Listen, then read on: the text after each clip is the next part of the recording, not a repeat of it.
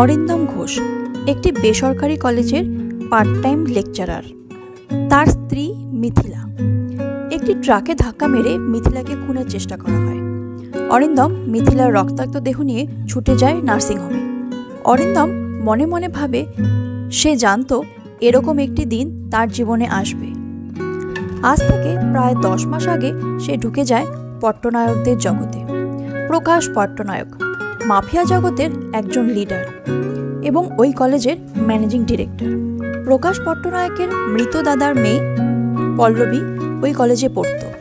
প্রচণ্ড জেদি, অহংকারী এবং একগুঁয়ে মেয়ে। প্রথম দেখাতেই পল্লবী অরিন্দমের প্রেমে পড়ে যায়। পল্লবী অরিন্দমের মধ্যে তার বাবার ছায়া দেখতে পায়। পল্লবীর জন্য অরিন্দমের কেয়ার পল্লবীকে অরিন্দমের কাছে নিয়ে আসে। পল্লবীর বাবা মুন্না নামে একটি ছেলেকে তার দলে জায়গা দিয়েছিল। সেই মুন্নাদা এখন পল্লবীর ডান হাত। অরিন্দম তার এক কলিগের সাথে প্রফেসর্স কোয়ার্টারে থাকে।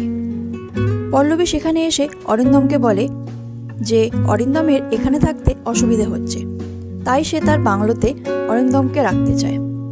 অরিন্দম মানা করলে পল্লবী রেগে যায় এবং পরে মুন্নাদাকে দিয়ে কোয়ার্টারের লাইটের কানেকশন কেটে দেয়।